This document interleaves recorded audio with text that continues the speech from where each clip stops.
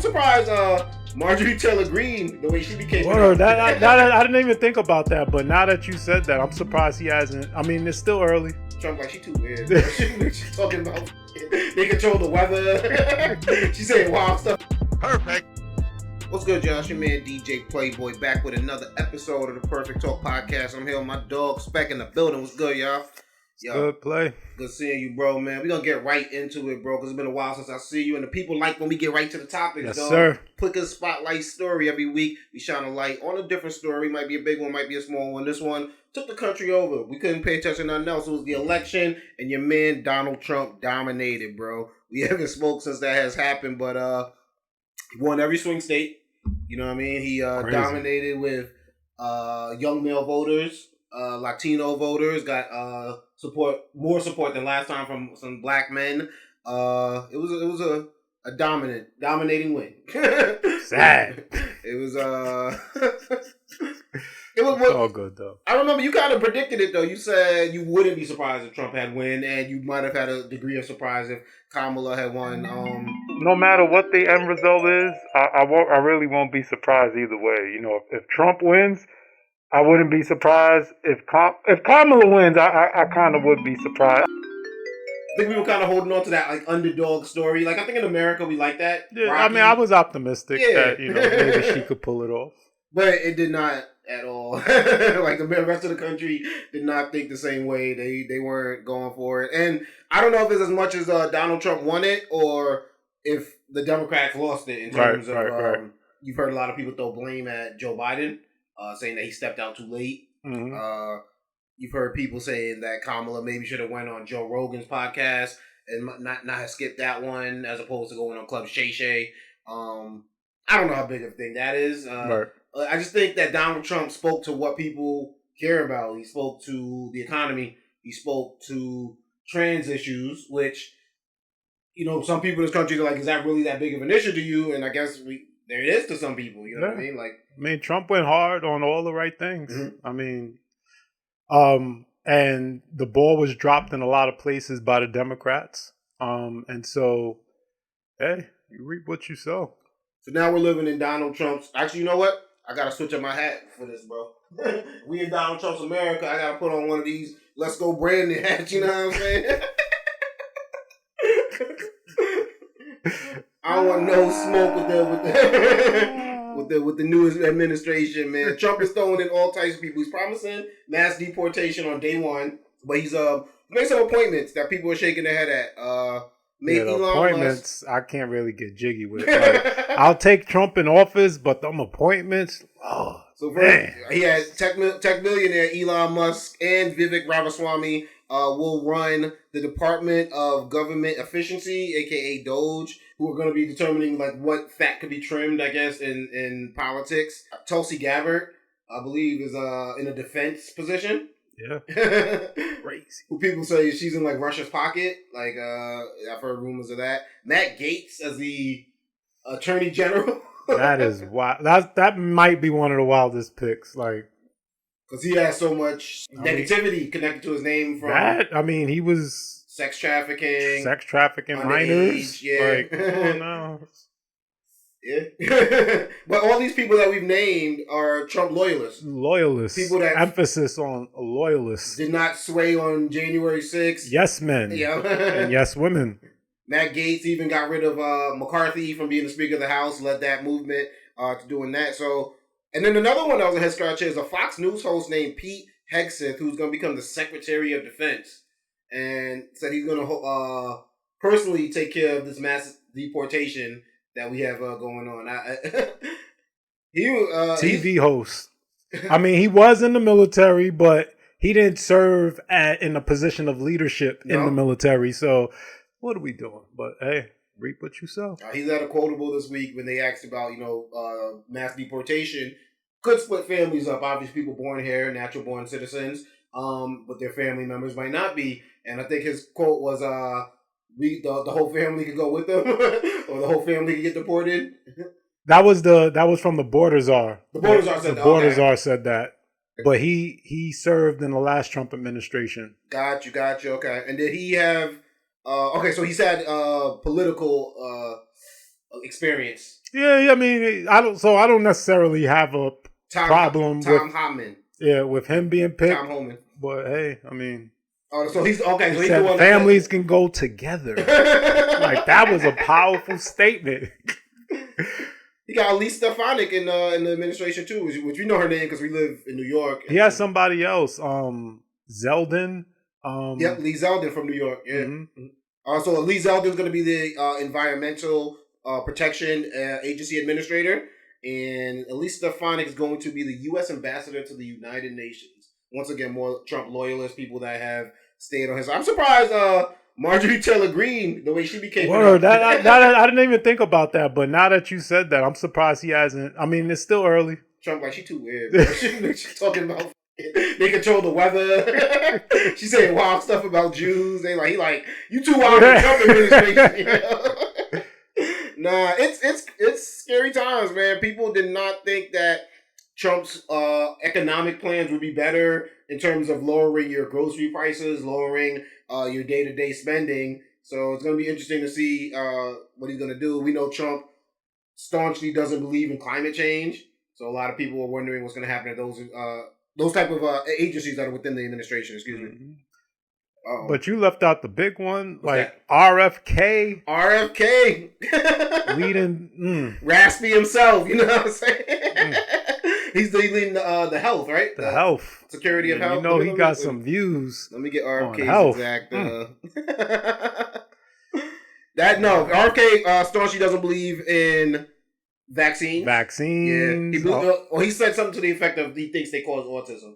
Which I think they're... Yeah, he said that amongst many other things. And they cause many other health problems as well. But I think that's what people run with. Hold on. What is RFK's positions? I know. And I think he's going to also be in charge of like the social services. Something having to do with women's health. He's going to be leading that agency. I hate this with Google, man. When you look something up, because if somebody does something stupid yesterday, it pushes all the news back. You know what I'm saying? So they sat down and had McDonald's yesterday. So all I'm seeing is RFK ate McDonald's with Trump. I'm like, who gives a fuck? Why are you telling me this? RFK will become the Secretary of Health and Human Services, which, to your point, I think does affect women's health in a big way, as well as like our children's health. It's scary times. It was like Trump got in and the people were like, oh, the stock market's doing good. Bitcoin's going up. Maybe this might be a good thing. And then he just started making picks. Like, whoa. When the news of Tulsi Gabbard gets overshadowed by the news of Matt Gaetz being nominated, you like, it's just getting wild about a day, bro. It'll be interesting 4 years, to say the least. We'll see. I want to show you a video though, because on the other side of things, we got to really look at like why Kamala lost, right? And I think for me, she just doesn't have swag. It's sad that that's what wins an election nowadays. But swag in the sense of not that people want to be her or want to sleep with her, but swag in the sense of like we have to believe that you can do the job. I think her biggest fault was she was too connected to Biden. Like, even the most simplest question, like, what are you going to do different? Nothing. Like, she's been asked, in the last several months, she's been asked that question multiple times. Yeah. Her response is, I'm not doing anything different from what Joe's doing. Like, that's the worst possible answer that you could have possibly given. But here's my theory. I don't know if I don't even know if she wanted to be president, right? I don't know, but if she did, she didn't think she was going to be running for it this soon. Right. So it was a surprise to everybody, for the most part. So I think she was thrust in a position that you can't turn down. You look kind of weird turning it down. Yeah, you can't turn that down. So she's like, oh yeah, I'm going to do it. I'm going to try my best. But there was always this like, don't fuck it up. Don't say too much. Don't do something that's going to lose the election for us. Don't make it look like, don't give them a headline. And if you're working too hard to not give them a headline, you're not going to like stand out. Like, yeah, this was wrong. Maybe we should have stepped up about this. Admit mistakes. The other side won't admit any mistakes. And I think they looked at it like, well, we can't admit anything. We can't. They started running these ads with Charlemagne and DJ Envy on them about transgender. I think we watched it one Sunday here. Come out and like directly say that this was something that was under Donald Trump's administration also. Literally speak the same language. It's like, no, we're just not going to address it. We're just not going to. It's like, That's not going to work. Right. You're playing prevent defense, and you're not up by that many points. So it's like it really was a lot of things. And like I said, I think she just we kind of, if you look at the past couple of presidents, even as far as Bill Clinton, maybe George Bush to a certain extent, definitely Obama, they had the swag to them, and that we kind of are like, this person's kind of cool. I believe that they can do the job, and I don't necessarily know if she conveyed that. You know what I mean? Yeah, no. I mean, and also, I mean, we've known Trump for a very long time, and while she's been in politics for a very long time, we as a nation don't necessarily know her, and we wasn't really given enough time to know her. Yeah. Oh, now you bring that up, yeah, because we've known Trump from Mike Tyson's original '90s run, and right? and in politics since 2015 when exactly. he announced he was running. Yeah. I mean, that's almost a decade. Something that I hear, my barber said this, but it's something that people like, is she even black? I'm like, the fact that we don't know that answer. No, but the fact that we don't know that answer, like a definitive yes. There's so many people out there that still have a question mark. I mean, I don't know how you don't know. I mean, what else would she be? She's not. I think a lot of people felt like she leaned into the Indian part of it when she became vice president, and to them. But I'm like, I always looked at. I'm like, this is obviously a black woman I'm looking at. She's black. I mean, and the Indian was a surprise to me. Like I was like, that part was like, oh, I didn't know that. I mean, but and they're minorities. No matter how you slice the cheese, slice the cake. I mean, no matter how you slice the cake, you'll get some cheese. But let me show you the video about how brothers felt about Kamala Harris, and then we'll talk about it. It's like Kamala ain't like take no stance on nothing. Like she wasn't clear. Like she wasn't standing on nothing. Trump was at least standing on stuff. Like he had clear. He told you what he was gonna do, what he wanted. She was like flip flop. Like she wasn't standing. She wasn't standing on nothing. Like society getting soft. Like everything's so soft, sensitive, filtered, and all that. And then you got Trump. He gonna say what he want, like regardless. He don't really got no filter. He gonna say what he want. As far as the right, there are a lot of young men who see themselves in the examples that they're seeing on the right. They see principled people, whether they come from the same religious or social background as they do. They see people who are about their family. On the left, you see this notion that a family can look like anything other than a man and a woman. And there are a lot of young men who don't believe in that. They don't agree with that. We're not meeting the needs of average, everyday working citizens. People are telling you groceries are too high. People are telling you that rent prices are out of control. I don't necessarily agree with everything that they were saying, but something that I think that I'm finding in my own life is I raised a daughter, right? I would like to see America have a shift back towards conservatism in the sense of like not too far, because you go back too far in our history, it ain't great. But I'm just saying, like back where like you're not walking with my daughter in the supermarket, right? Mm-hmm. And then we got to pass a magazine cover with Kylie Jenner in her underwear, and it's like, why does Kylie Jenner have to be in her underwear to be on a magazine cover? You know what I'm saying? Or like, when it's just like this over sexualization. I feel like in this country, especially with females. You don't think it's always been like that, though? In terms of specifically females? I think it existed, but it wasn't front and center as it is now. Now it's on ABC, Fox, NBC. Before, you'd have to go to like the cable channels to see a little, like something crazy like that. I'm with you. I got you. It's now it's on your phone. It's every post. You know what I'm saying? It's everywhere. There's times when I'm in the car with my daughter and I gotta switch the radio station like 3 times before I could play a song that's comfortable listening with her in the car. And I'm like, what are we doing as this? Everything is sexually suggestive in some way, shape, or form. And I think America could use a shift where maybe that's like not front and center in front of everyone's faces, so to speak. Another thing they brought up, I don't think you care about it either. Like, transgender don't bother me. Don't affect my daily life until maybe someone in my family will tell me that they want it to be. But so I think, as they call it, coastal elites, people who live in New York, people who live in California, Florida, in certain parts, we're open to it because we don't think it's that big of a deal and don't affect us. But I don't think Democrats got to stand behind it in the fact that, like, to the extent that they did. and make it, because I don't think it's that big of a They went hard of a voting base that's going to hold you down. You know what I mean? If you don't, and I'm not saying you got to turn your back on them, but it's also, you could have been like, you could have used the same marketing that you know what I'm saying? Like in a type of way, like I don't know. I feel like you once again, I don't have a problem with anybody. I don't even want to, like, Donald Trump wants to take it back to these. I don't like pronouns, and I just don't care about it though. I don't need that to be Donald Trump's day one agenda. You know what I'm saying? But there are people who do. There are. You can see by the way that people voted. People in a small town, maybe if you have a boy that wears a dress, it bothers more people than it would here. And me, I just go on my day. But to them, they're like, damn, my son's gonna see this, and then we gotta da. So I think we should just be like, to tell people it's not an issue.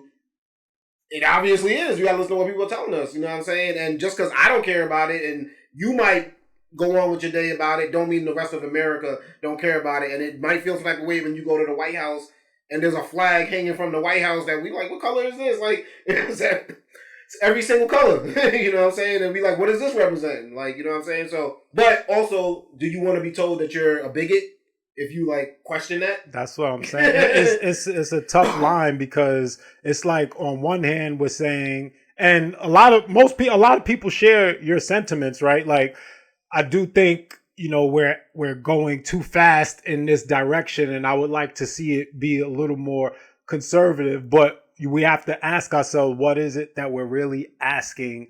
We're asking to go back slightly, but once you open up that door, you can't say, okay, I only want to go back this far, right? You can't control how far back we're going to get taken if we choose to look in that direction.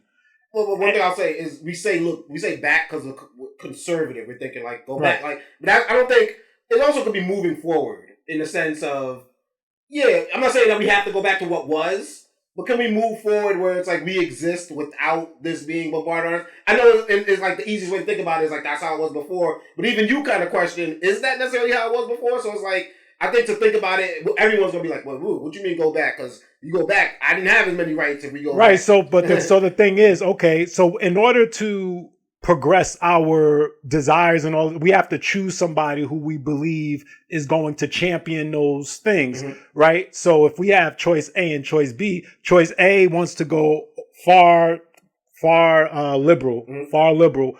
Choice B, we know choice B has some conservative views, so we're like, okay, I can vibe with that, but we're going to choose choice B, and choice B can have views and opinions that far exceed where we want to be, and we get taken all the way back. Yeah, you get exactly. And so that's just where it becomes a catch-22, and it becomes tricky. It's just kind of like, what would you prefer? That's the good thing I think that Donald Trump brings to this. If anything, I'm hoping he brings a lot of good things, but that's a good thing is now I think we're getting away from this tribalism.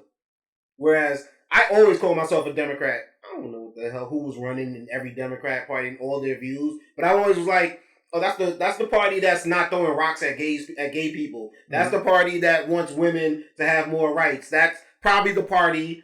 You know what I'm saying? In my mind, I didn't know who to know the history. I'm like, that's probably the party that helped black people be able to vote. I don't know if they were or not.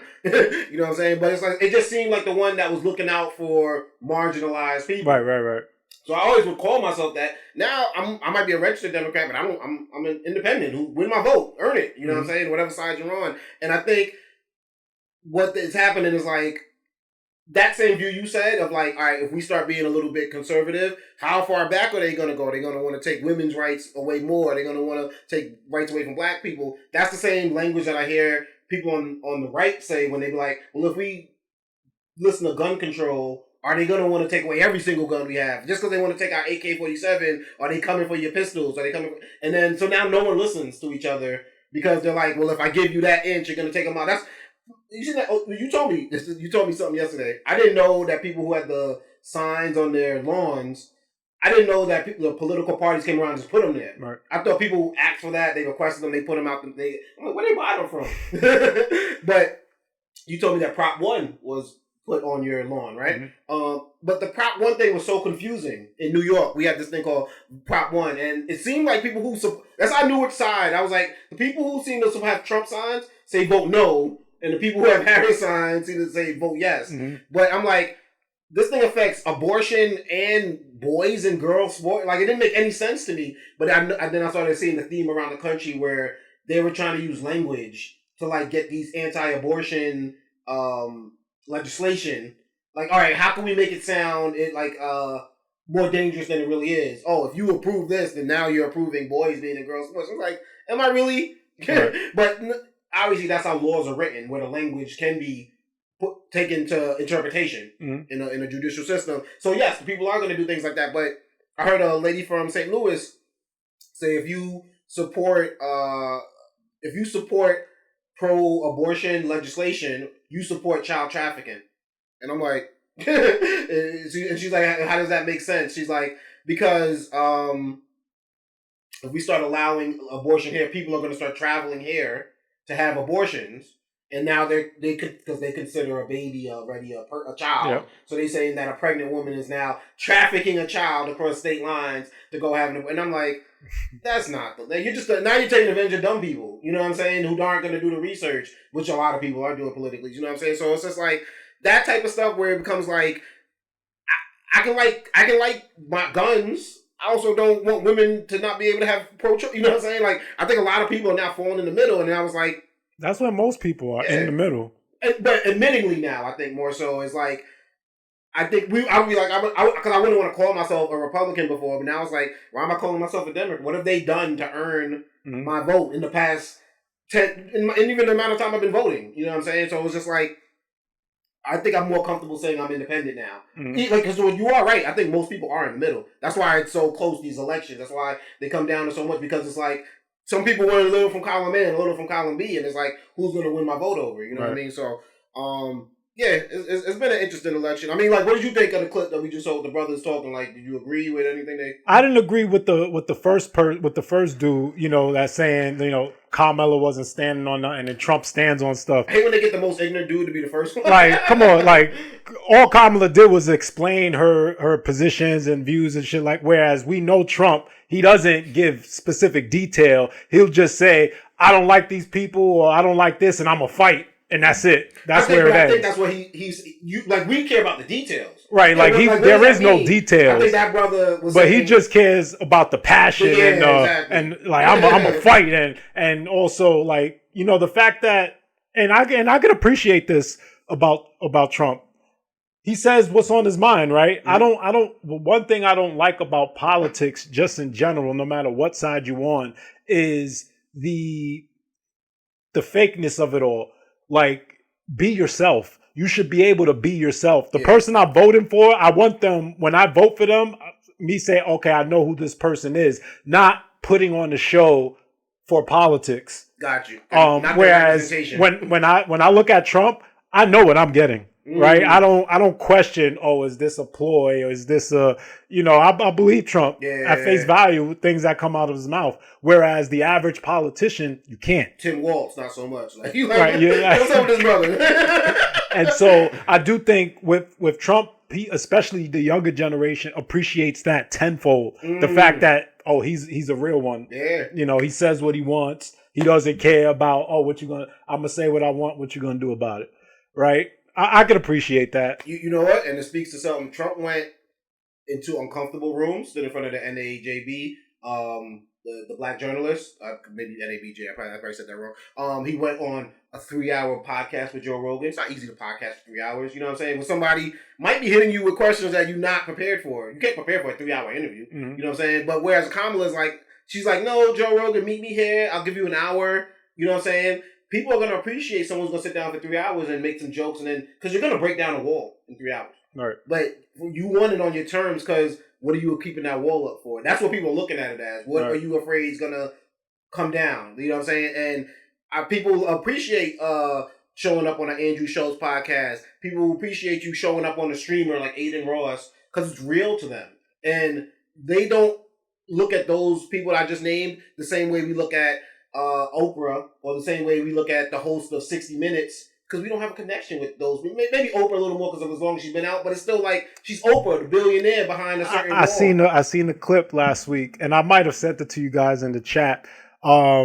Steve Harvey was explaining a conversation he had with Denzel. And Denzel said, "Hey, Steve, we walked in the room, and I just want you to watch how people treat me versus how people treat you." Okay.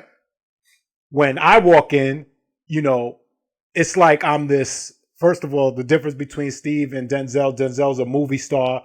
Steve is a TV star. Okay. Right? People look at Denzel and it's like, oh my, they revere Denzel. It's like, oh, that's Denzel. Mm-hmm. Steve Harvey walks in the room. Hey, Steve, my dude. Ha, like that. Because we see Steve on TV every day. Like we hear Steve on the radio all the time. Like he's a part. He's in our living rooms, on our couch. Whereas Denzel is different. We go and watch a movie, and he just seen someone that's untouchable. Whereas Steve seems more real, even though we ain't meet neither one of them. No, we feel a connection towards one more than the other. Steve mentions his wife. You be like, oh yeah, I heard him say his wife on the radio show before. He's talking about his wife. You see Denzel for a 2-hour movie. I don't know what his wife's name is. I don't know if she, you know what I'm saying? So it's like, you got. We appreciate those who we feel we could connect with more. Yeah, no, and that's what I think podcasting is going to play a big part in every election moving forward now. Not only that, just the biggest thing, be yourself. Yeah, like authenticity. Trump he changed the landscape of politics. Like because people are now politicians. We don't want somebody who that's not who you are. Mm-hmm. We want somebody who we can believe this is who you are. Yeah. Like, and so no, but what I was saying was I feel like podcasts will play a big part in the next presidential election because now it's part of the landscape and it's going to cause people to be more authentic because you can't do a long form thing without a wall getting broken down, and we're going to see something you might not want us to see. So get it all out. Get comfortable with it because you're gonna try to control it. We're not gonna believe you now. It's gonna be like that wall was always up in between us, and we never really got to know you. So we're gonna see what Trump takes his country, man. It's like I said, it's every man for himself, man. But we gotta move on to the next segment. We gave Donald Trump too much damn time. I'm taking this damn time. What it do, y'all? It's your man DJ Playboy. Just interrupting real quick, man. I really appreciate you watching this episode of the Perfect Talk Podcast. But if you're watching on YouTube, please hit that subscribe button. You got to run them numbers up so I could keep running it up. Also, if you're listening to the audio version on the podcast, make sure you leave a review. Let them know how much you love the podcast and, subscribe to the thing. And if you really, really want to support the team, go to www.perfecttalkpodcast.com. Get yourself a t-shirt, get yourself a sticker. You could even get yourself a mug, man. The possibilities are endless and the prices are low. Holla at us, baby. Let's get it. Man, Spec, but when we haven't spoken a little bit, we got to take it to one of my favorite segments here called Since We Spoke. Man, Spec, since we spoke, Young Thugger was freed out of, I don't even want to say that, well, he was in jail, but he was basically, his trial is over. One of the longest running trials that it was in Georgia's history, lasted from January 2023 to Halloween of 2024. It was crazy to see him go through that. He definitely, it looked like messy. I think we kind of felt like it was going that direction because of how messy it was going. Right. Why it was so messy, I have no idea. Georgia is dealing with the Donald Trump stuff with Fannie Willis and that entire office, so I'd imagine that kind of caused a little bit of confusion, as well as having different judges and doing things like of that nature. But Thugger might have caught a break. Glad to see him home. See them in the studio. I got a picture actually. Him in the studio. So this is supposedly Young Thug in the studio with Future, Lil Baby, and Travis Scott, which sounds like that might be a dope collabo. Might be a Khaled song, right? Yeah. It feels like a Khaled song for some reason. One thing I did not like seeing though was Young Thug went and tweeted at Gunna. Tweeted, Gunna, stop acting like we friends on the internet. I don't know you, my guy. And then deleted it afterwards. Somebody say, you can't, come on. That kind of energy ain't working for you, Thugger. You know what I'm saying? Thugger's brother actually, I believe, responded. I haven't verified this, but I did see a response where they responded, trust and believe, the feeling is mutual, from same old DP, which is, I guess, Gunna's brother. That's not the energy that you definitely need to be coming home with, Thug. But I guess if you and Gunna don't get along and you wanted to let that be known, I guess that was your way. Yeah, I think, it's not the worst tweet in the world, but we know where he stands. Very weird, though. Because he hasn't been able to speak on it. But he specifically requested to work with Gunna. What do you mean? So when this judge, I don't know if you've seen any footage of when the judge was like letting him off. And then she allowed him to speak. But he requested to work to be, because you can't be in contact with other felons while he's on probation. But he requested, and I guess because Gunna was arrested with them and then let off on a plea deal of some sort, he requested to be able to work with Gunna. Like, so he'd be like, I have to work with Gunna. And then also his brother. They're label mates though, right? Yeah, he still signed to him. So he probably was just So which I mean, made that tweet more of a question. So he should. It made you no requested sense. to work with him so you could threaten him online. Like, that's a little. I don't know. Maybe he got out and things changed from when he was in there. Who knows? Or he didn't like the energy. He felt, or called him over and made him go like, I ain't going over there. I ain't walking into that building. Set up. But yeah, good to see Gunna home, man. Stay out of trouble. Excuse me, good to see Young Thug home. I'm praying he stays out of trouble. You know what I mean? I would hate to see him back in this same situation. How long is the probation? It's a long time, isn't it? I gotta double check that. But I thought it was like 5 years. Okay. I thought it was double digits. It could be. Let me see. Man, that's a long ass time to be on probation. Oh yeah, it's a rapper too. I know the judge is definitely like, don't let me see you back in here. 15 years of probation. Yeah, that's with wild. 20 years of prison time backloaded. Yeah, I don't like that. Meaning that as long as he completes his probation, the backloaded time disappears. Yeah, 15 is a long time, but better than being behind bars. No, it is. It is better than being behind bars, man. Yeah, that is scary stuff. That they can. I mean, we've seen a lot of powerful black men get humbled in the past. You know what I'm saying? Year or so, year and a half, 2 years. So it's good to see one end in this scenario where we see Thugger back out on the streets. But like, I definitely don't care for no rap beef between like any other person. I don't want to see Thugger caught up in something that 15 years. You know what I mean? People gonna keep trying to pull you into shit. You ain't even making 15 days, y'all. It's hard to do that in the rap industry too. It is. It really is. We'll see. Spec, since we spoke, apparently Diddy's sons ran up on Ray J. I'm not sure if you heard about this at a party. This is at a Halloween party in Miami. I believe Ray J said he was with Amber Rose and with his manager, but pretty much by himself in terms of protection. And Quincy, Justin, and Christian. Oh, 3 of them. As well as some of their homies. I'm gonna play you the video from Ray J, but they ran up on him, man. Let's get Ray J. Ray J. No. Listen now. Everybody been calling me, and you know until you call me, I feel like it's no big deal. Alright? So I'm talking to the exposer homies. They talking about the Combses tried to rush you. And I'm like, what are you talking about? They tried to rush you in Miami? Nigga, in LA, nigga. He's Where? in LA. Bro, you know I'm not gonna call y'all because this could go somewhere else. And I'm like, at the club, dog. But you didn't have Donut then with you? Nobody with me. So how many of them was it? 2, 3? What? I don't know, like 8. Oh, so it was them at 8 and they tried to rush you for real. Yeah, but don't put this up, blood. Nah, it's going out. Nah, blood. It's just going out, dog. Like, fuck them niggas down. So my question to you is, can I put the other stuff out that we've been knowing about? They too young, like that. Like I moved away from it. Like, huh? I tried to talk some sense into like what happened, but I just, I'm saying, luckily the homie Chris is here. What Chris? Chris Brown, bro. Wait, well, Wack, don't put this shit up online. Nah, it's this. Oh, fuck them niggas. Nah, but still, don't. It's going up. It's already online.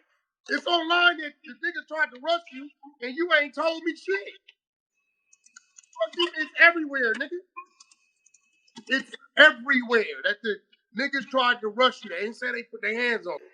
But I don't understand. Like, was Ray J saying something about Diddy? Like, why? Oh yeah, Ray J's been talking crazy. I didn't know that. Yeah, because Ray J has his own network now, and ever since Diddy's got in trouble, Ray J's been like talking about people have been. I seen an interview the other day. He's like, women have been contacting me nonstop, just worried about what's gonna come out on these tapes and things of that nature. And so Harry Levin was like, so they're calling you worried that they're gonna be implicated on some of this stuff. He's like, all types of reasons, Harvey, but he's been talking nonstop about Diddy, which is weird because I think they have a friendship. But that's what I'm saying. Like, has it been like talking like bad about him or just adding I fuel wouldn't to want the my friends talking about me like that. But Okay. also in a way where I think Ray J is kind of like, how can I explain it? Because the one thing I heard, it was him. It was just him talking. I don't know if he's doing like a podcast or something like that, but it wasn't him talking to anybody. And he's like, asses are being taken in ways that nobody can explain. Do you chuckle? Do you laugh? Do you help? Do you criticize? Because I see a lot of jokes out there right now talking about baby oil. I don't use baby oil. Lube sometimes in sex makes it better.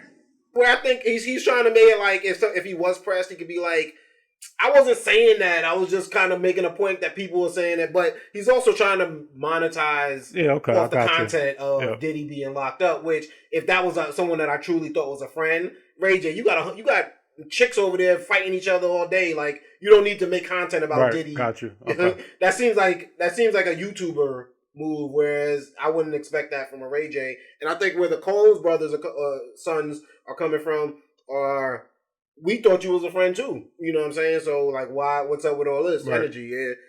But no, they said they ran up on him. Chris Brown was actually the voice of reason, where you got a lot of crazy parties when Chris Brown is the voice of reason. Chris Brown's calming the situation down. Like, y'all need to chill. But nah, Chris Brown apparently he saved it from being a worse situation. Diddy's sons, I think, are wilding a little bit in this, because it's like, does your dad need that type of news also, that you guys are doing that type of stuff? If that was to get... Yeah, they're not, but they're just, they're all young. They obviously, they're not going to think of their father what other people may think of their father. And so at the end of the day, they're just going to be protective of their father. He's still their father, and they were probably around for half of this shit that, Yeah, exactly. And so they for them, they're not going to see it in the same light as everybody else. No. They're just going to, my dad was just having fun. But what kind of precedent are you setting, right? When you press a Ray J, but there's everyone else is making jokes too. But I've heard he hasn't been the only, like they've been, Oh, you've heard they ran up on other people?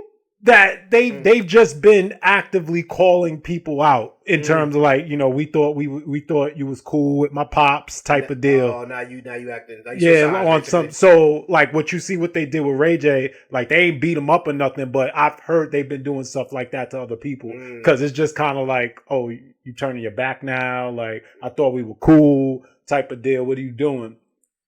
That ain't gonna work out though. I feel like somebody not gonna feel comfortable with them approaching them like that in that way. And they may have to learn why not to do that.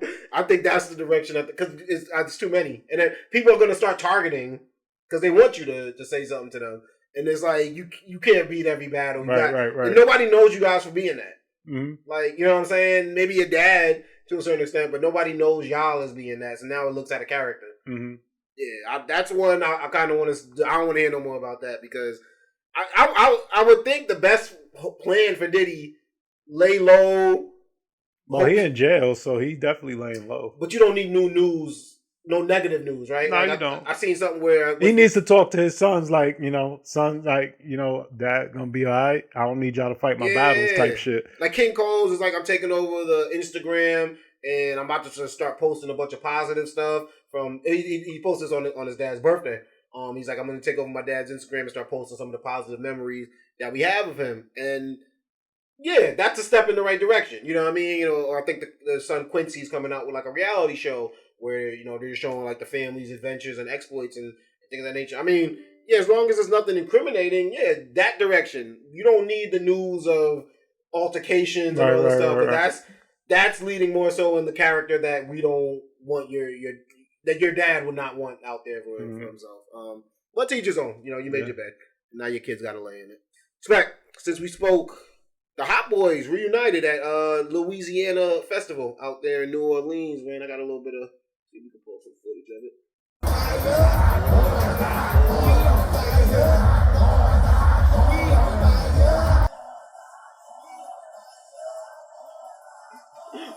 We ain't the only one without a gut. Yo, that is actually dope to see, man. Especially for real. Lil Wayne, you know what I mean? People felt like he got snubbed for the Super Bowl. I don't necessarily agree with that, but people feel like he could have. This was good to see. He spoke on it. He did, yeah. At the festival, he sounded like he was promised something and it was taken away from him. But I don't know if that's necessarily what happened. But he feels like at least it was his to lose. And I mean, I felt that way too. He should have. I mean, I don't know. I don't know how you have a Super Bowl in New Orleans and don't invite, at least Wayne. No, well, what I did see, and I don't like when people do this, but what I did see was people take footage of Lil Wayne throughout the years of just singing off key or just screaming and doing something like, this is why you didn't get the Super Bowl. And I'm like, I don't like when people do that for social media, like when they try to like take out of context clips and then try to make it, try to give it a context that it's not, you know what I mean? So I will say, because I didn't even think about that, but what I will say is every time that I've seen Wayne perform, it is like where, just the clarity on the mic isn't necessarily the best. I know what you're saying, yeah. That's what a lot of the clips were, yeah. From an entertainment standpoint, I don't know. It's a tough one. I still would have liked to see Wayne be invited to perform at the Super Bowl. If you think about I don't want to get back into the whole Super Bowl conversation, but if you think about the caliber of people that perform at Super Bowls, those aren't stars that we associate with getting high all the time. The Weeknd at a certain point in his career, but not at the Super Bowl point in his career. I didn't think of the Weeknd. But what about the rockers that always perform at the we think rockers get high. Yeah, but I mean, are we talking Rolling Stone? Because apparently they can do it. Yeah, this is outliving other people and still getting high. You know what I'm saying? So it's. I don't necessarily because for some reason Cole. No, what's the one Adam Levine is in? Maroon 5. I remember Adam Levine being up, but I'm like, I don't associate Maroon 5 with getting high. No, I don't. I'm sure they do, right. But I don't associate them with that. I don't think about it with Travis Scott, Kid maybe, Rock. But whatever. If put it like this, if these people are getting high, it's not affecting what the public perception of the people that are going to book them for a show. Yeah. It's not like to the point like, yo, this nigga's so high, it's so bad. You know what I mean? Like I heard of a comedian, right, that like I listened to a whole podcast of him. I thought he was an entertaining guy, but he likes to drink. And there's a thing with, athletes go through it in Denver, Colorado, altitude. Mm-hmm. That affects you when you're getting high and you get drunk. And I think some people get out there and they drink like they drink in other places, and then that shit hits them different. And it's like, he got on stage, he couldn't perform. He was that fucked, he was stuck. You know, right. Whether he said he drank too much and he took an edible, maybe he was doing more than that, who knows? But it was to the point where it's like, that's a smear on your record. That goes viral. Enough people see that, yeah, I'm not going to book that guy. You know what I mean? And I'm not saying that's the case with Wayne, because they put on a good show, and it took a lot to make that show. It probably takes a lot to make that festival happen every year. And I think Wayne is going to get his, but nothing's handed. Nothing's handed in this world. But good to see that. That brought back high school nostalgia to see them brothers back on stage, rocking out with each other, doing their things, the Hot Boys, man. Never thought I would see it happen. Not going to lie. I kind of was losing. I wasn't like, it wasn't one of the biggest hopes that I was holding on to, but it is dope to see them back together and hopefully they do something together. I would love to see that. That'd be fire. That I'm not holding my breath. I doubt it. But get a lot of brothers in the studio at that age. I don't know if it's gonna happen, but we'll see. You know, Juvenile's still out here working. I'm sure BG hungry, so we'll see. Also, shout out to Lil Wayne. NFL GameDay, which I think is like their morning show. That they have on the NFL Network. Lil Wayne is a contributor on there now, as a regular contributor. So he didn't get the Super Bowl, but he got a job at the NFL. That's a nice consolation prize. So get them checks and show them you're responsible. Show them that they made a bad decision. Like, show and prove. And we know Wayne loves sports. We know Wayne can talk sports. He's done it with Skip Bayless. Right. You know, so it's not out of the realm of something that he could do, and definitely something that he can transition into way past rap. Right. So shout out to Wayne, man. Spec. Let's move on to my favorite segment here on the show. It's called Have You Heard? Some things happened recently. We got to talk about it and see if the people out there have heard. Mike Tyson, Jake Paul fight. It was on Netflix. It was this past weekend. We watched it. A lot of things happened that were dope, man. From the pre-fight slap to so many numbers that they crashed the server. Oh, did they? I heard that's what Jake Paul said, but I did see. I believe it because, like, my Netflix feed. I mean, it wasn't as sharp as it normally is. Was it like buffering? It was at times buffering, not too much buffering, but just like the clarity of the video would sometimes go in and out. And I attributed that to there's probably too many people trying to watch this fight, but that's all. It was nothing. It wasn't a big deal. They said 75,000 people in the building, which I was like, is that right? I'm like, it's Jerry's World. They fit more than that. Yeah, but because in my mind, I'm like 75,000, but I'm thinking football games. But the field takes up a big part. When you only got a ring, you know what I'm saying? You can fit more people. But no, they said that was the second. Canelo, I think, had higher numbers at that stadium. So, but I'm like 75,000 people in one building for fucking Jake Paul. That's huge, bro. Like, it was good to see Mike Tyson come out to the ring. It was good to see like a lot of the nostalgia clips. Wasn't good seeing his ass. That was a while. I didn't watch the night of. I fell asleep. I'm washed, y'all. But I woke up the first thing the next morning. Didn't look at my phone. I didn't want nothing to be ruined. Didn't look at nothing. Didn't even grab like my tablet. Nothing. Just came, put it, and that was I thought was the dopest feature that Netflix was able to start it from where I left off the night. Yeah. We'll talk more about Netflix in a second. But I saw that second with that clip with Mike Tyson talking to his son.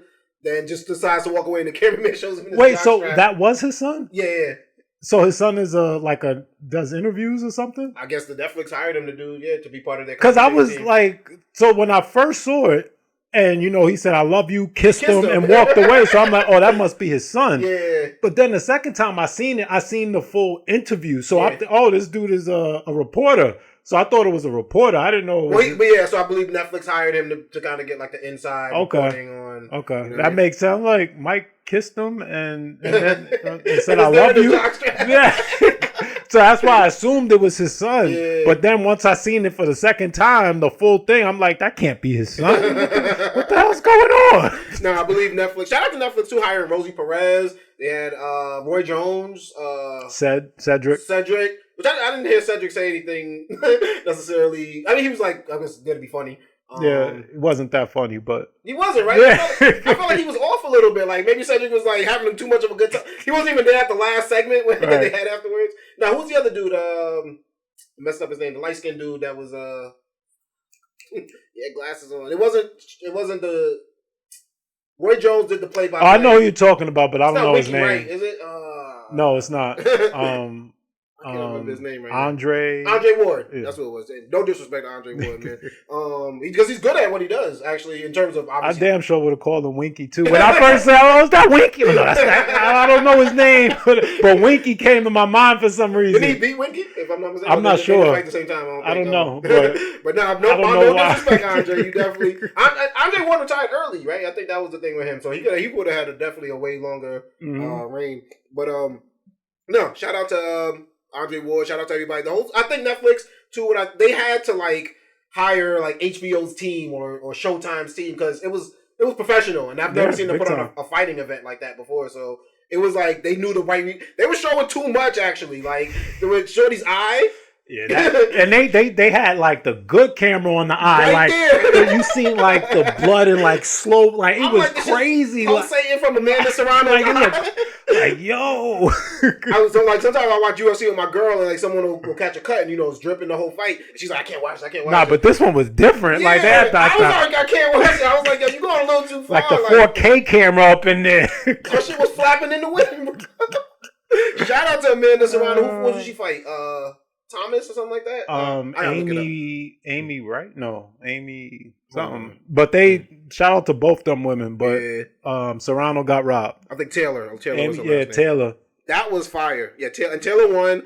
I don't know if Serrano necessarily got robbed because I don't think the headbutts were intentional, but I did see her dominating. She got robbed just because she won in terms like boxing is a points match, and if you score more points, in theory, you should win. She did not win because of the, what we say all the time. If you're going up against the champ, you can't let the judges, you can't let it get to the judge because it was a close fight nonetheless. And in any close fight, you need to be able to knock the champ out. If you at least dominate in a way that they look like they're being bribed. Right. But it was a close fight. Yeah. I thought she won, but it was still close. Exactly. And so in that case, and she even said it in the post fight. Like I knew if it was going to the scorecards that wasn't gonna be in her favor. So Hey. I don't know the names of the fighters that fought before them, but the Hispanic brothers that fought before them. That was a good fight. That was a great fight too, man. So that's what I will say about like Tyson, Jake Paul wasn't the greatest of fights, but Jake Paul and what I hear about his events, because I don't catch a lot of them. Netflix made it the most accessible, but what I do hear about his events is that the undercards are entertaining and he pays them very well. This is the third one I watched. I mean, I have no complaints. Yeah, no, and he's definitely great. He's big on fighter pay. He's big on giving these people exposure. Like Serrano said it 3 times. I'm on Netflix. Like the whole world is watching me. So shout out to everyone that was on that card. Mike, shout out to Mike. He didn't get the dub, but he lasted 8 rounds. And as someone who's significantly younger than Mike, it is very inspiring to see the physical ability to do what he does. And I have no excuse to skip the gym today. If Mike was making it, I can make it. You know what I'm saying? On the other side, shout out to Jake Paul. I don't think this was the most challenging fight. It definitely is probably more of a personal achievement for him to say that he's done it. But you did it, bro. And you got the world to watch. You filled Jerry's world. I respect him and his brother's hustle like big time, man. Like big time. Who would have thought? Took it from YouTube to what they're doing now, and they are great at WWE. They're good. Like it's not, you know, that a lot of people still don't want to give it up, but it's not a fluke. Like, you know, you put the work in. Mm-hmm. It don't matter how you started. What matters is the work that you continually put in, day in and day out. I truly believe that Logan Paul fought Mayweather because Mayweather thought he was Jake Paul. Like to this day, I don't think he knew who Logan Paul was. Logan fought Floyd? It was Logan? It wasn't... The only thing I would say is maybe Jake is too big. That Mayweather was like, I can't do that. But I kind of think he thought he was fighting the guy who knocked Nate Robinson out. That's what I didn't even know. Because I thought Logan was strictly in WWE. No, Logan's the one who fought Mayweather. I didn't know that. I thought that was Jake. So Logan would also train boxing? He was kind of getting into it a little. I think he was into it first. And then Jake was like, "Oh, I'm really good at this," and Jake took it full time. Whereas Logan, you know, he podcasts, he does other things. That's crazy. I didn't know that. Yeah. So wow. I don't want to say that about like because people are trying to call Mayweather like he's stupid or something like that. I do think just we didn't know the difference between the two brothers. They weren't famous to us, so yeah. So I think that's how Logan took that, turned it into WWE, turned it into Prime. Like, you know what I'm saying? That is crazy. Like. He owns that company, so it's just like he did knock his brother's hat off in his moment with his. I'm like, yo, I'll be something like, bro, you got shine on my moment. Keep spraying it. Give me this damn can, man. But no, I do like that. I didn't even know Logan was gonna be there, so I do like. I figured he was. I mean, they show love to each other. He like, I ain't gonna give you a prime spot on the ring and give you free advertising. Y'all a $1 billion company, but I will, you know, come out, walk me out to the ring, come out to it. And they came out with the. Was it Feeling in the Air Tonight? Mm-hmm. So, you know what I mean? That was a dope song. So, definitely a dope event. It honestly, I'm not even gonna, I admit, I don't know why. I was emotional watching both of them come out. I was emotional watching Jake because I'm like, yo, from YouTube to this, like, crowd being driven out, your brother next to you, like, that's fire. And I got emotional watching Mike because Mike had no entourage. Yeah, he just came out. That one felt a little. It's just like, I mean, but it shows you the arc of life. Like you ride, like, you know, Don King, the whole entourage would always be there. Now you just a man by himself. Yeah, you know what I mean? It's a microcosm of life in the sense where it's like it could all start out one way, not end the way you wanted to, but you still control your destiny. And what I like what he said is, I didn't need to impress anybody with this. I did this to impress me, and that's still with me. So a lot of talk now that Netflix is going to try to acquire UFC, which I would love. That can't happen. I would love. There's a lot of chatter going on about that they might. What I think they are going to do is they're going to run the price up. They're going to start a bidding war. ESPN's not letting UFC go. There's no way. They got Disney money. There's no way UFC. But what Netflix is going to do is cause a bidding war, and that price is going to go up. And I seen a guy from PFL. He was talking about it because I watch like Yahoo Finance. He was like, "Yo, we're number 2, so you know we get the windfall from whatever, you know. So whoever can't get that, they're gonna try to come get PFL." So he's like, "Yo, we popping champagne when that deal gets made." But the UFC ESPN deal is up in 2025, so they have to start. Oh, yeah, that's why they say that Netflix, shit is gonna be massive. That's why they say Netflix might they make it a play for it. Okay, I could definitely see that now. Because this was their like they're showing what we can do. Exactly. And what I loved, I said it before, the feature of I fall asleep during these fights. John Jones fought last night. I couldn't stay up for it. If I know I could wake up at And 6 o'clock in the ESPN morning, can't do what Netflix can. that's what I'm saying. In terms of it's in your house already. It's already in your life. You're kind of you know how easy it was. I ain't gonna front. It's pretty easy for when we order fights and we watch on pay-per-view fights to get to them. But it's a lot of buttons to press. You know how easy it was just turn on Netflix. It was right there. The thing that they were showing me right on the screen. Like make it less buttons than I have to hit. You know what I'm saying? And yeah, it's dangerous if they could get it. If like I said, if it ain't nothing like that's good. I didn't even think about that. I don't know how financially though, because UFC makes a lot of money off of pay-per-views. So does that money not go to UFC? Does that money go to like right? ESPN? They would have to, yeah. So are they gonna which? If it was reasonable, because if it was Netflix, it's not going to be pay-per-view. That wouldn't make any sense. Or they might do a thing where it's like pay $15 extra and now you can see the fight. That's the only way I can see where they're getting it. But I'm like, I'm not gonna pay $60 extra and my Netflix fee. Like now, I feel like that's stupid. Yeah, that'll be, I guess. But that's what ESPN was doing because you have to pay for ESPN Plus as a regular subscription, and then you still have to order the fight. Right, at full price. Yeah, so maybe if they do come to Netflix, that might. Yeah, I felt like it's just gonna be on a platform right there already that you use, nice and accessible. But if they can lower that price too, it's over. Right. it's a wrap, bro. I'm loving that, bro. That'll be interesting. My biggest issue is I can't stay up for them fights. I fall asleep. So if I could wake up and finish them, yo, we winning. Real quick, Spec. Since we spoke, nope, wrong segment. Spec, have you heard? I know we talk about this couple here, and I hate when we get mixy like this because this ain't really a gossip podcast, but it's something I thought was interesting. Halle Bailey and DDG. You know, they broke up. They got a kid together, baby Halo. It was something that had come out where, well, you know, Cenat was doing his what do you call it? It was like the 24 hours. He was just running for like a full month. I think it's subscriber-thon or something like that. Yep. Who's had it going? DDG came through. Came through with baby Halo. You know what I mean? Tyson and I held Halo. You know what I mean? Was in front. Now, a little background. DDG does streaming too. Baby always shows up on DDG. Not always, but you know, Baby been on it before. Halle Bailey is a public figure. I don't follow her on social media, but from what social media followers are saying is that baby's on her social media all the time. It's not like one of them situations where they don't show the baby's face and the baby not seen. Halle, during the stream, decided to say, "Hi everyone, just to let you know I'm out of town and don't approve of my baby being on stream tonight. I wasn't told or notified and I am extremely upset to have my baby in front of millions of people. I am his mother and protector and saddened that I wasn't notified, especially when I was out of town." I don't know if she thought she was going to get a bunch of support from that, but a lot of people was like, yo. I'll give her backlash for that. That she caught a lot of backlash for that. A lot of people like protect her. Like, that make it sound like DDG doing something unsafe, whatever the case may be. Like, a lot of people, like I said, he's very public as a father. A lot of people like, yo, we know he's not no neglectful father. Like, you doing this thing. Why would you put that on it? Why didn't you just call him and tell him to take your kid off the string? Like, so she caught a lot of backlash to the point where she actually shut down her social media for a little bit.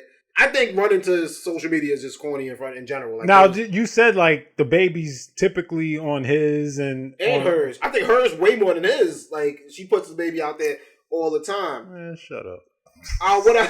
What I will give her is I have heard, now I don't want to confuse these two things. I have heard that she's dealing with postpartum. I don't know if that's postpartum depression or just what women go through. Well, that's what that means when somebody says that. That's what I think it's supposed to mean. Like, that's what I think they're referring to, but I don't think all women go through postpartum depression. All women don't. I think sometimes they go through the hormonal change of sorts. All women have the hormone. Yeah, but I have heard, I think, who was it? It may be Cash Doll or one of them, but she was talking with Jess Hilarious this week, and she was like, there's a difference between postpartum and postpartum depression. She's like, I am postpartum right now. I just had my kid. You know what I mean? But, so I don't know if Halle Berry is necessarily going through postpartum depression, but she has reference dealing with issues of postpartum. I think what happened is someone called, or she's seen it on her phone, like a thing, and was like, that she found out about it, like I would find out about it. And to her, she's like, whoa, this is my kid. And I think she just went into this weird mode. I wonder if normally before he gets on, he hits her up and says, "Hey, I doubt it, but whatever." It don't feel like he do at all. Honestly, there's a part, right? I guess I'll show you a picture where DDG is carrying the baby in a bag. Like, that would have been something to get mad about. I think, like, why my baby in a plastic bag? But he probably was joking around, playing around. Who knows? Like, obviously, the baby didn't get hurt. He knew what he was doing. But that don't seem like what you was upset about. I felt like you was upset that he was on one of the biggest platforms in the world, and you found out about it the way that we all found about it. And y'all ain't got to do that. Just because y'all not together, you ran the social media, whether you want to call it or not, to paint an image of him that you thought people was going to get behind, and then she ended up catching hella backlash towards it. To the point where I think she retracted her statements. She wrote, "Yesterday, maybe I did overreact and shouldn't have brought it here. I know that Halo is always safe with his dad. I just don't like finding out what the rest of the world, what my baby is doing. Thank you, Kai, for the gifts." Because I guess Kai Cenat gave some gifts to the baby and whatnot. Yeah, you was wrong for that, man. Like, don't do that. She's just emotional. That's all that is. Don't do that. But ladies out there, don't use your kid as a weapon. Because that could be taken the wrong way. Family members might think you're doing something unsafe, and that's not just because if you guys have a relationship where you're not together, you have to know that there are situations that your kid is going with your dad and have to trust that he's safe. You're not going to be notified every time they go to the bodega. You're not going to be notified every time they go to Walmart. You know what I mean? That's and if it so happens, works. But he's a public figure. So if it so happens he takes a picture with somebody, he pops up on somebody's Instagram live or something like that, it's like how much of it was out of his control, how much of it wasn't. Should he have maybe said a call before he went on the biggest platform in the world? He probably didn't think it was that big because you have a big platform and the kid's on there all the time. He has a big platform. And if we typically don't do that, then why would I think to do that today? Exactly. So I don't like seeing stuff like that. I don't want to come down on Halle because if she is dealing with some sort of depression, I don't want it to be like now this adds on to what she's going on. But I just wanted to be a lesson out there to ladies and men, because I'm sure men do it too. When they want to maybe not like the new guy that the mom's around or whatever. Don't use your child. Don't weaponize your child like that. Like, if you got a problem with somebody, give them a call.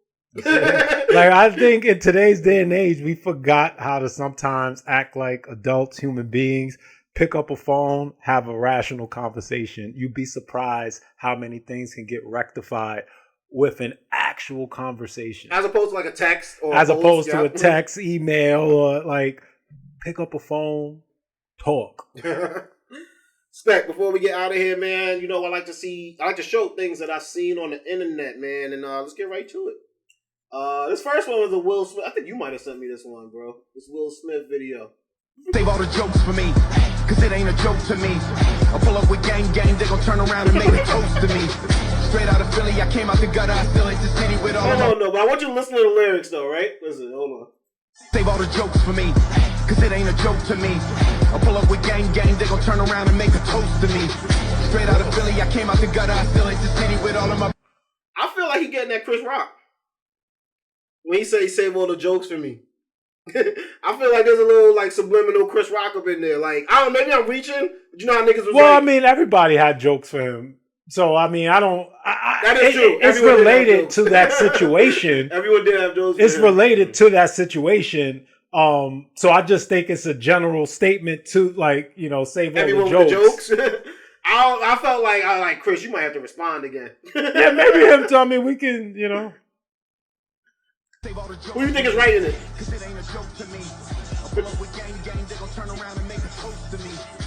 I heard Jordan Lucas. I heard Russ. I heard some.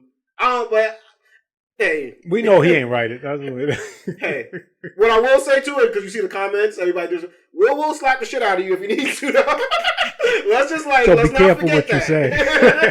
Will slap the shit out of you if he feels some type of way. So watch all the jokes, watch all the little memes, little videos you making, and it sound dope. I haven't heard the full song, but maybe there's something there. I'm not mad at Will Smith's little comeback, man. I forgot this video I had. Let's see what this is. Wild Pig.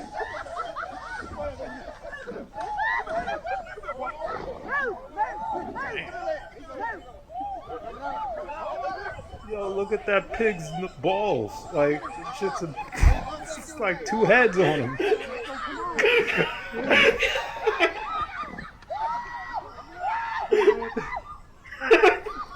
You know how this video is funny? Because it's mad black cops. And they are scared of that fucking pig, bro.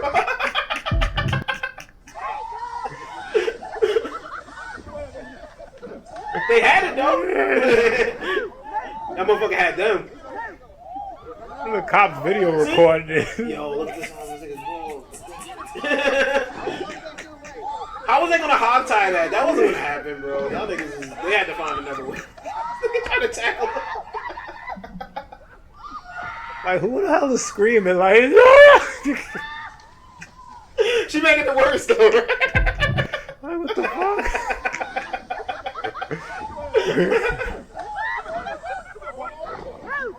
Yo, why does it feel like a skit though? I've never seen so many black cops. They all animal control. All the black cops is on animal control. That pig is not having it. That must be her pig. Like that's her pet pig or some shit like that. Next thing you hear the gunshot, then you see the after You have effect. to. You have to. A baked ham, some bacon. That's what she turned the video into. You ever seen the videos where they do that shit? Some shit dropping and you just see it on the pin. Nah, they wildin', bro. That's scary. It must be on her property because they call animal control, so that shit must be on the property, bro. But yeah, no, that's an issue right there. That's that pig's house now. You pay rent to that pig now. He ain't leaving. That's gun control. That's the best argument for gun ownership right now in America, y'all. Yo, Spec, that is another episode in the books, my guy. I'm happy for you coming out this week. Where can my people find you on social media? Nowhere. You can find your boy DJ Playboy on X at DJ Playboy. Also, you can find me on Instagram at Plickapeezy, PLICCAPEZY. You can also find me, the whole massive, on Instagram at Perfect Talk Radio. So go check it out right there. And make sure you check out the website, www.perfecttalkpodcast.com for everything. DJ Playboy, Perfect Talk Podcast. And then, you know, you can find yourself a little merch there. You know what I'm saying? Get yourself a mug, get yourself a sticker, get yourself a t-shirt. You know what I mean? Prices is good. Catch a sale. And, Spec, you been watching anything new lately? Nah, not really. I heard that Tyler, the Creator album. I haven't listened to it. Give it a listen, man. Most recent album I listened to was Glorious. Oh, Glorilla. Glorilla. You like it? I like it, man. I mess with Glorilla.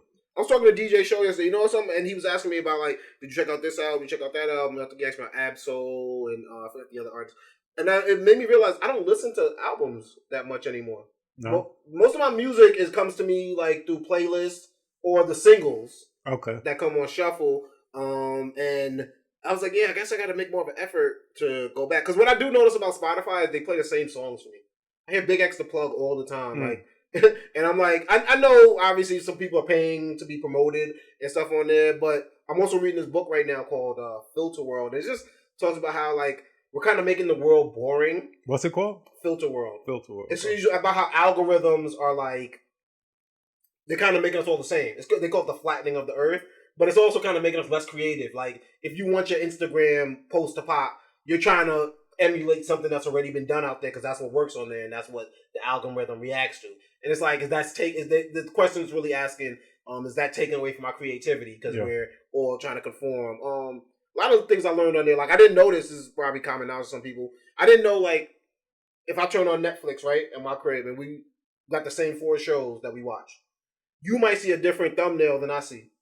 Oh, yeah, for sure. Yeah, because they're basing it off of what they think you like. Yeah, exactly. Yeah. And then there was like I guess they got called out for it once, where they would, like, they'll show the one black character in the show, and you might think it's a black show.